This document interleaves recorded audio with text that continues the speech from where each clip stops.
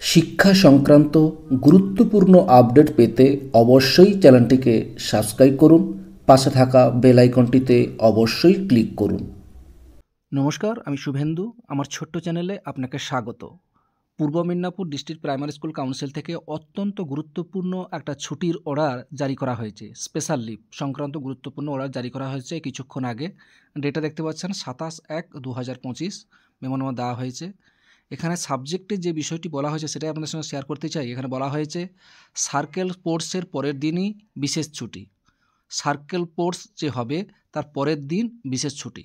কি বলা হয়েছে এখানে? যে বিষয়টি বলা হয়েছে যে উল্লেখিত বিষয়ের পরিপ্রেক্ষিতে ঐতিহ্য হিসাবে সার্কেল স্পোর্টসের পরের দিন প্রাথমিক বিদ্যালয় বন্ধ থাকবে।